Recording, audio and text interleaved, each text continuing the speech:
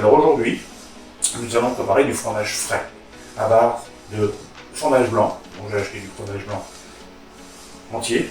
C'est important de prendre de l'entier, c'est nettement meilleur.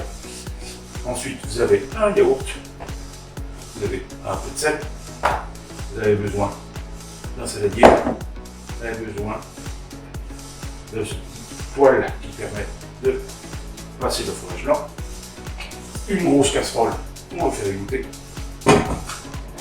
et une cuillère en bois, n'importe quel ustensile pour pouvoir faire égoutter. Donc la première chose que nous allons faire, nous allons prendre du fromage blanc. Voilà. Vous voyez que c'est bien du fromage blanc au lait entier, c'est-à-dire qu'il ne descend pas. C'est important du goût. Alors je ne vais pas donner de marque. Moi c'est une marque que je trouve dans les supermarchés. J'ai goûté. Alors, à vous de voir ensuite ce que vous avez envie comme marque. Moi je prends cette marque là parce que j'adore le goût une fois qu'il est passé en fromage blanc. Voilà. On passe le reste. Ici. Voilà. Là. Voilà, il reste encore un petit peu, mais ça sera pour le cuisinier. Donc vous voyez.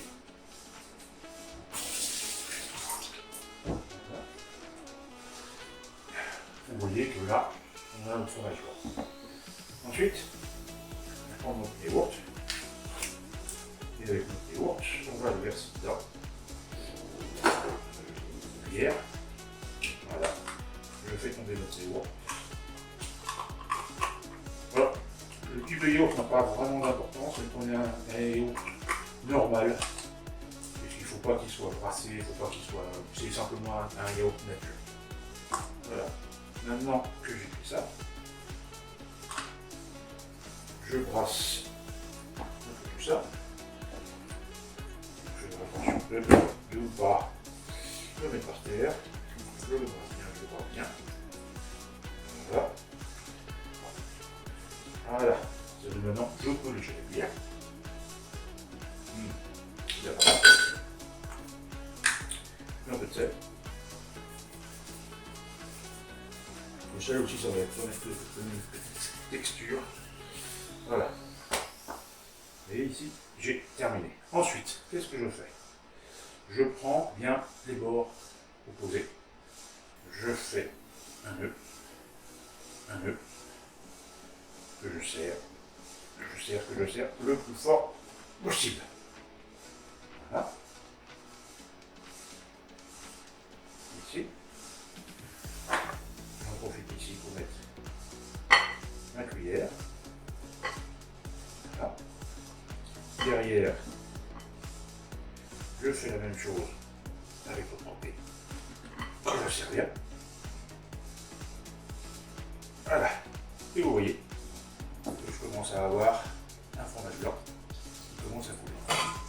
Là, on ne va pas le laisser là-dedans parce qu'évidemment ça va tremper. La meilleure solution, c'est de prendre une grosse casserole juste là. Hop, vous la mettez dedans. Vous mettez sur le côté. Et voilà, la première étape est terminée. Maintenant, il n'y a plus qu'à attendre. Alors, le délai d'attente, il y en a certains qui disent une nuit entière.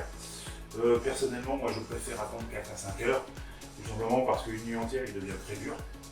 Donc, pour ceux qui apprécient le fromage très dur, on va vous laisser une nuit entière. Et pour ceux qui aiment bien le fromage qu'on va étaler sur des radis, qu'on va manger avec un petit truc, et moi, je mets mon petit mélange. Comment on appelle ça, basilic avec l'ail que je prépare à l'avance. On peut mettre tout ce qu'on veut après, persil, avec de l'échalote, de l'ail, enfin ce que vous voulez. Vous pouvez même préparer une espèce de boursin, puisque ça se prête totalement. Voilà, la première partie est terminée. Et ben, je vous donne rendez-vous dans 5 heures. Et dans 5 heures, on va démouler ça.